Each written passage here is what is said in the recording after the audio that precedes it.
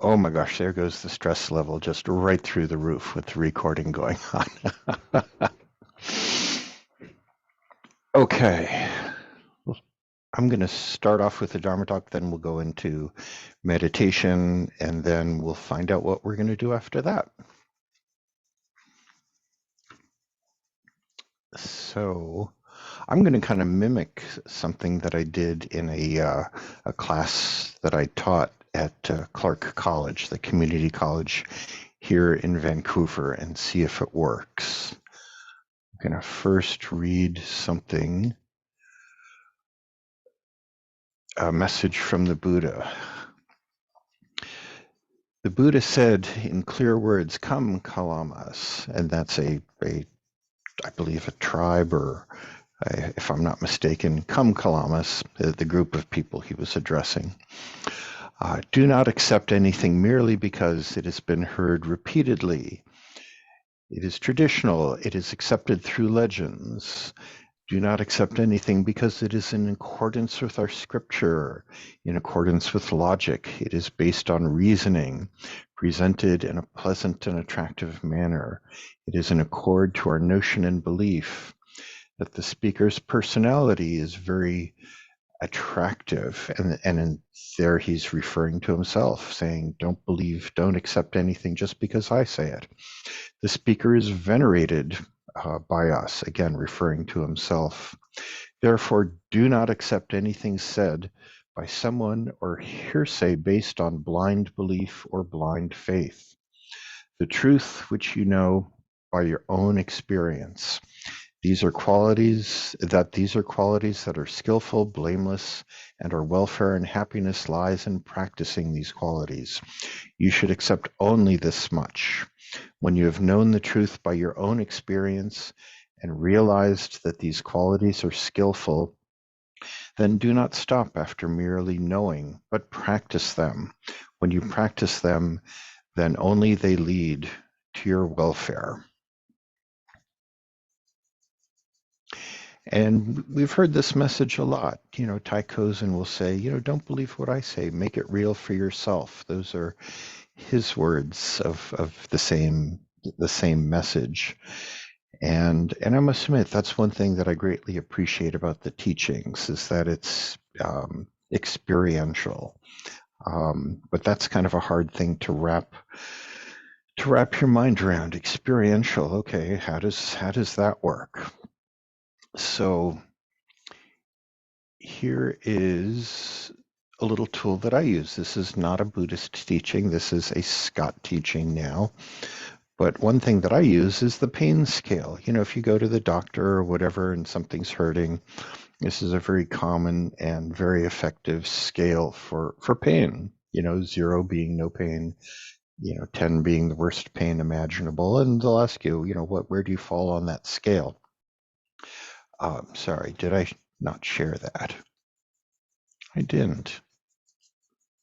Yeah, that's what I'm talking about. Yeah, the pain scale, and it's very effective. It's a very easy to understand. And now, personally, again, this is a Scott teaching, not a Buddha teaching. I've been applying this to emotions. When emotions arise,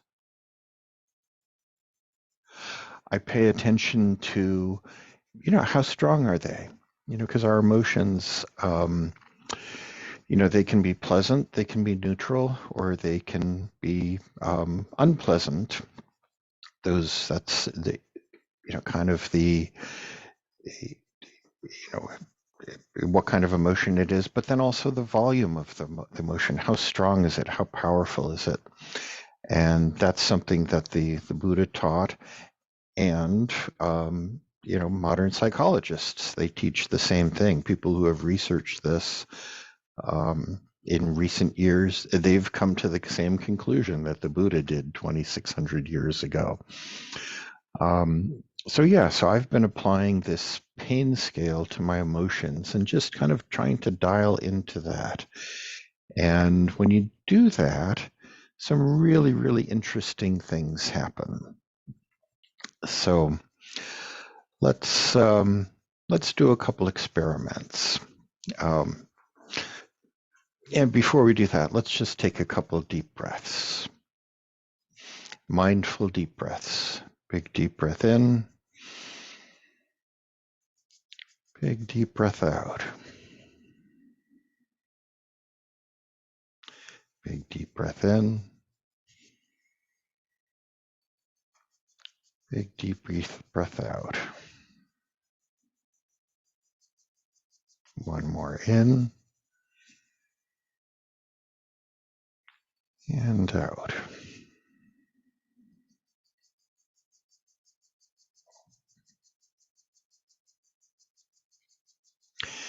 And then think to yourself, did you feel anything during those 3 breaths? Did anything happen, or was it just breathing? And just for the sake of expediency, I won't go around the room and ask, but I'll just relay that in the class that I taught, most people said that they felt that it was calm. That it was just a very calming feeling taking those 3 breaths. And so I told them, that's what you should listen to. Don't listen to me. Don't listen to the Buddha, but when you experience something, that's what you should listen to. And they seemed to get it. You could see in their eyes. They just, oh my gosh, I took 3 deep breaths. I felt a calm. I experienced something. So it's just, that's the experiential side of Tian and Buddhism, that you can actually experience something and pay attention to the experience. So that's kind of the first phase of just learning how to pay attention to your experiences. And I must admit, I pretty much went through 50 some odd years of my life not really paying attention to my experiences. It just wasn't on my radar. Nobody ever mentioned that that's a thing. So, um, so at any rate, yeah, paying attention to what you experience. I mean, that's kind of Buddhism 101.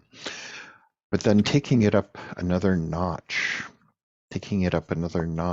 and paying attention to not only is it pleasant, neutral, or unpleasant, but I like to call it the volume. It's just, that's easy to relate to because we all turn volume up and down on our various devices every day. But so the pain scale, on a scale of 0 to 10, that emotion that I'm feeling, is it a neutral? Is it weak, or is it incredibly powerful? And that's something that easy to go through life not paying any attention to. You just get sucked into it, and but you don't really pay attention to the volume. So let's do another experiment. We're going to do another breathing exercise. But when we take these 3 breaths, think of a very painful situation in your life.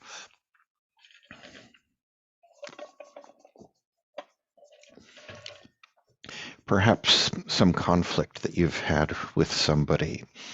And, we all kind of ruminate about these things and, feel these emotions rising. It's a little difficult to just, willfully go back into it, but give it a try. Try and put yourself back in a place where you've expressed very strong conflict, and imagine that you're in that situation again.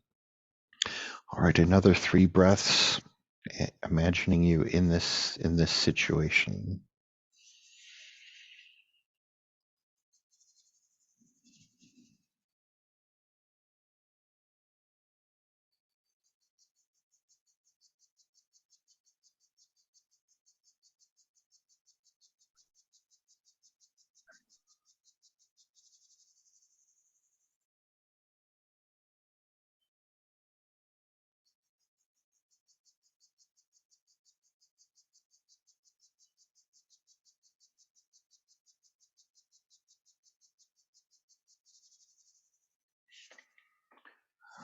Okay. Was anybody able to resurrect those feelings of pain, just kind of reminiscing on something that was painful in your life? And I'm guessing it probably involved another person. So yeah, I see a couple people shaking their head. So let's do another experiment here. Let's do exactly the same thing. Put yourself back into that same situation in the next handful of breaths. But when you do it this time, realize that when you're in a situation of conflict, generally the other person who perhaps is involved in this conflict is coming from a place of pain. Because we all suffer, and in this suffering, that's really kind of what leads us to conflict. Ultimately, it boils down to some underlying suffering. So the breathing exercise I'd like you to do this next time we go back to that painful situation is on your in-breath, breathe in that other person's pain. And on your out-breath, breathe out your strength to them. So put yourself back into that situation, breathe in their pain, and breathe out your strength to them. And let's just do that for 3 or 4 breaths. Breathe in their pain, breathe out your strength. And again, imagine yourself in this painful situation.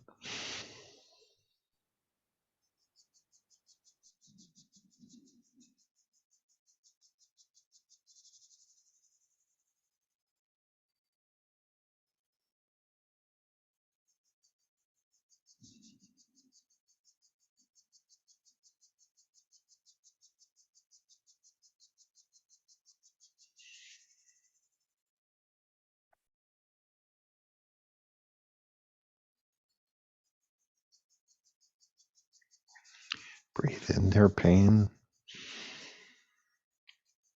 breathe out your strength.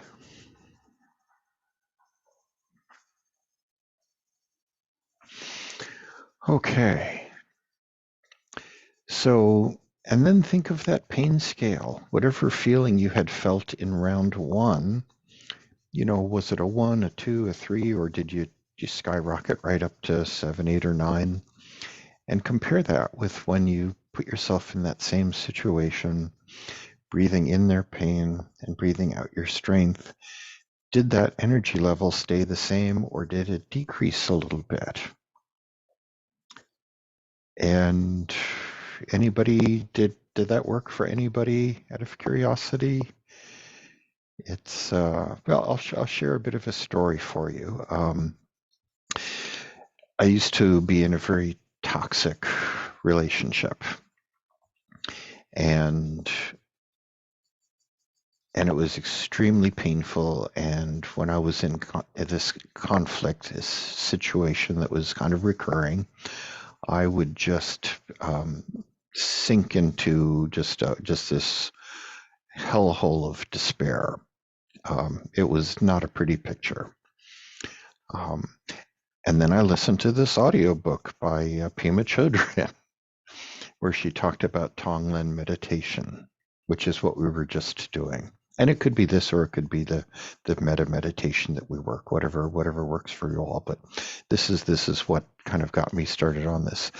We were just doing Tonglen meditation, breathing in someone else's pain, breathing out our strength is.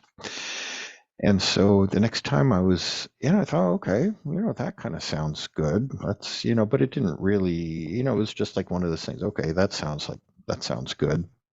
So the next time I was in this extremely painful situation, I thought to myself, okay, let's give this a try. And I just sat there in this same situation of extreme conflict, and I breathed in their pain, and I breathed out my strength. And I did that, breathed in their pain, breathed out their strength. And it was amazing because the pain level, which was usually around 8 or 9 in that exactly same situation, it wasn't pain anymore. It was just a very nice feeling of calm and compassion.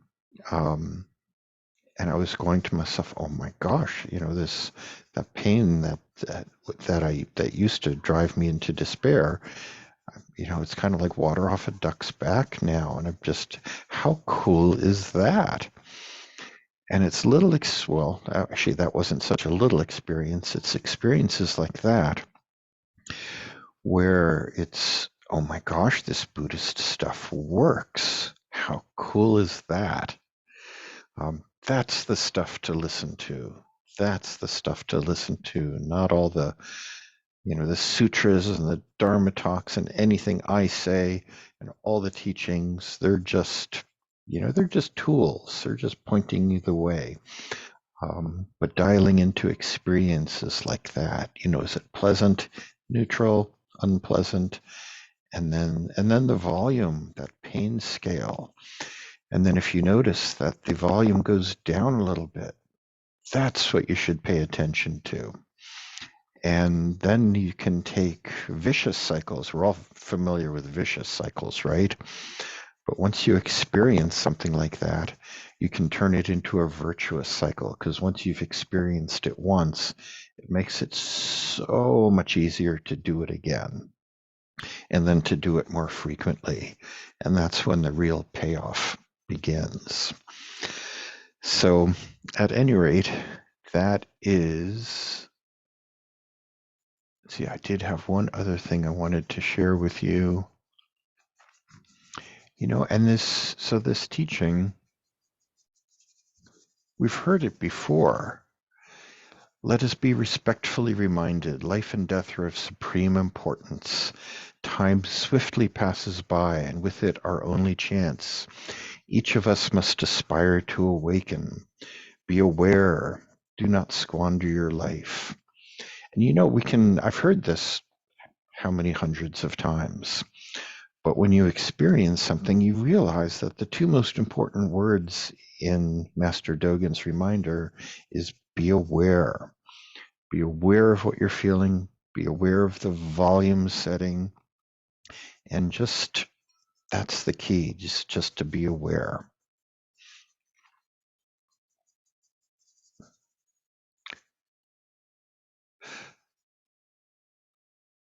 So with all that in mind, let's do a little meditating. And in meditating, pay attention to those emotions. What are you feeling? Pleasant, neutral, unpleasant, and what's the volume level? And that's a sample size of 1. But if you do this over and over, you may experience your volume turning down a little bit, or up, or whatever. Just pay attention to whatever's happening, and that's, we hear about mindfulness all the time, but you don't really understand it until you experience it, and that takes being aware. So, thank you. Alrighty, let's sit for, I think we have time for about close to 30 minutes.